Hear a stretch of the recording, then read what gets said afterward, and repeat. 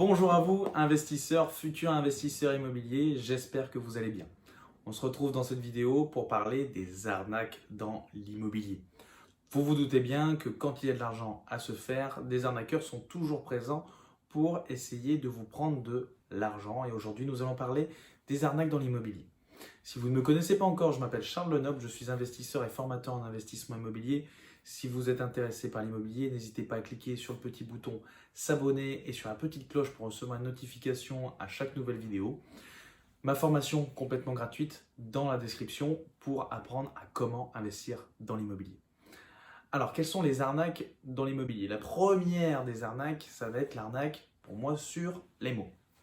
Ça va être les personnes qui vont faire visiter par exemple les biens, qui vont vous dire bah voilà, regardez, cette toiture est saine, il n'y a pas de problème dans la maison, vous pouvez acheter en toute tranquillité. Et quand vous faites venir par exemple un artisan, vous vous rendez compte qu'en fait la toiture est à changer dans les années à venir et vous savez à quel point une toiture coûte cher dans un investissement et cela peut nuire grandement à votre rentabilité et nuira grandement à votre rentabilité. Vous avez par exemple des agents immobiliers peu scrupuleux, je n'ai rien contre les agents immobiliers, j'ai moi-même des amis qui sont agents immobiliers, mais des agents immobiliers qui sont peu scrupuleux, qui vont vous sous-évaluer le nombre de mètres carrés, qui vont vous dire, ben voilà, là ici on est sur un bien de 30 mètres carrés, mais voilà, ils ne vous disent pas que les 30 mètres carrés, il n'y a pas que de la loi carré, ou bien vous visitez, ils vous disent, voilà, vous avez 30 mètres carrés, et lors de la signature du compromis de vente, vous apprenez qu'en fait, vous n'avez que 28 mètres carrés.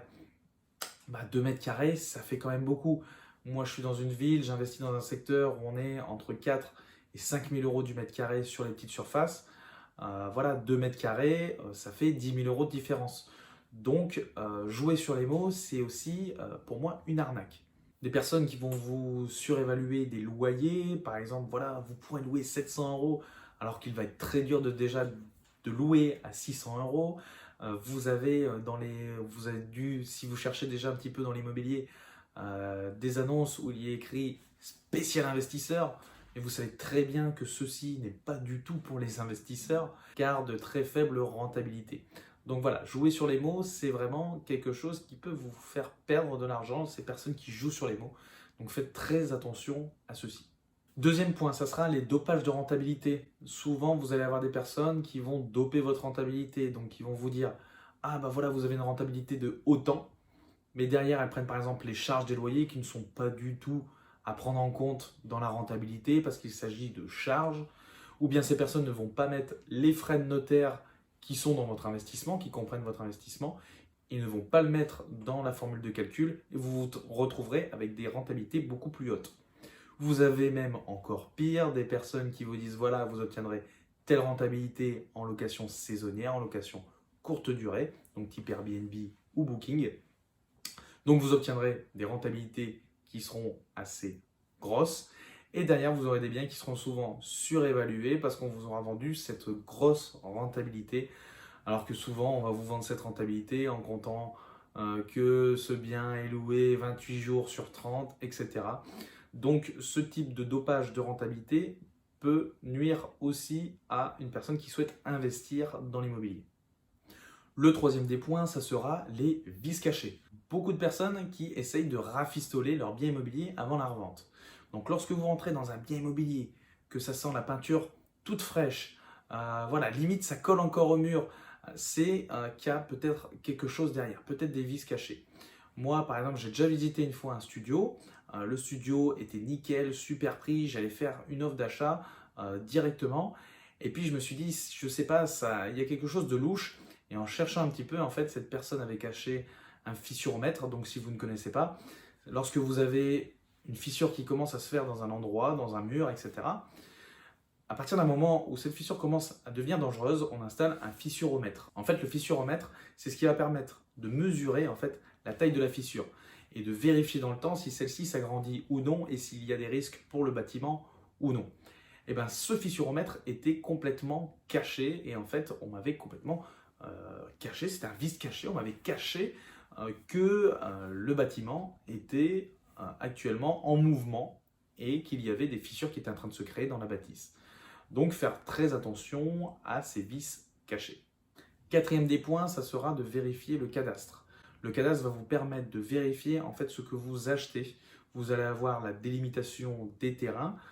Il est possible que cette personne vous dise, ben voilà, vous achetez par exemple cette parcelle va jusque cet arbre au fond, et quand vous vous renseignez auprès du cadastre, vous voyez que cette parcelle ne va pas du tout jusqu'au fond, mais s'arrête un petit peu avant. Et le cadastre va vous permettre d'éviter pas mal de surprises lorsque vous allez signer votre acte authentique chez le notaire.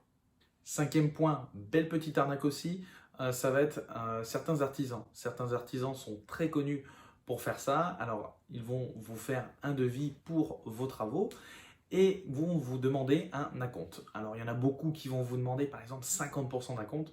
Ne donnez jamais 50% d'acompte. Ça, c'est quelque chose, chez l'investisseur, on ne fait jamais ça. Déjà, on va passer par des artisans qui travaillent avec les investisseurs, qui sont reconnus, et on va verser le moins d'acompte possible. Pourquoi? Parce qu'en cas de faillite, en fait, l'artisan va récupérer cet acompte et vous ne le reverrez plus jamais. Il vaut mieux perdre 15% d'acompte que 50%. Vous voyez un petit peu ce que je veux dire. Donc, méfiez-vous par rapport aux artisans, vérifiez leur assurance, leur décennale, vérifiez tout ça s'ils sont connus. Sachez que les artisans qui font ce type de choses, de fermer leur boutique après avoir pris votre acompte, ce sont des personnes qui sont souvent connues dans le milieu. Donc n'hésitez pas à vous renseigner, tapez leur nom sur internet, avoir un petit peu d'avis auprès de ces personnes. Sixième point, alors qui peut être une arnaque comme ne pas être une arnaque, pour moi ça sera les lois de défiscalisation. On va vous vendre des réductions d'impôts, mais derrière vous devrez mettre de l'argent de votre poche tous les mois.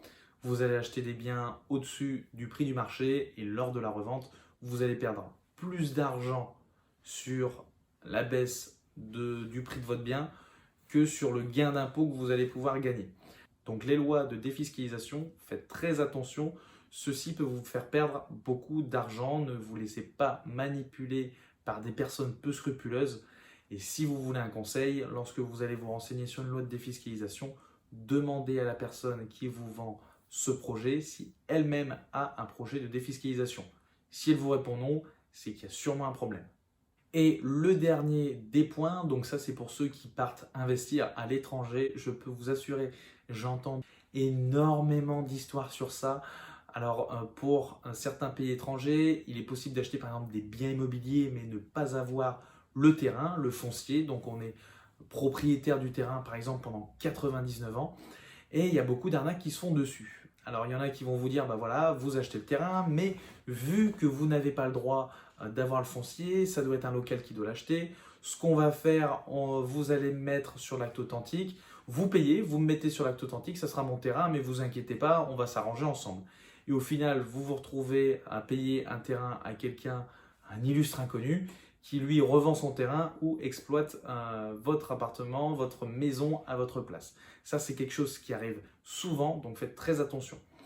Il y a aussi ces personnes qui vont essayer de vendre des biens qui ne leur appartiennent pas, qui vont utiliser des notaires qui vont être soudoyés.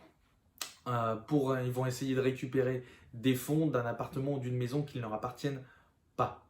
Investir à l'étranger, cela comporte beaucoup de risques. Si vous investissez à l'étranger, vous allez passer par un notaire à l'étranger et je vous conseille de prendre vos documents et de les faire relire par un spécialiste, un notaire spécialiste en France qui pourra vérifier ou non si il n'y a pas d'erreur ou de problème dans votre compromis de vente. Voilà, c'était pour moi une synthèse des plus grosses arnaques qui existent dans l'immobilier. J'espère que ceci ne vous arrivera jamais. Et si vous vous lancez dans l'immobilier, voilà déjà une petite base sur laquelle vous pourrez vous appuyer pour éviter de vous faire arnaquer. Je vous remercie d'avoir regardé cette vidéo. N'hésitez pas à vous abonner à ma chaîne. J'essaie de publier un maximum de contenu pour vous, futurs investisseurs. Je vous remercie d'avoir regardé et je vous dis à bientôt.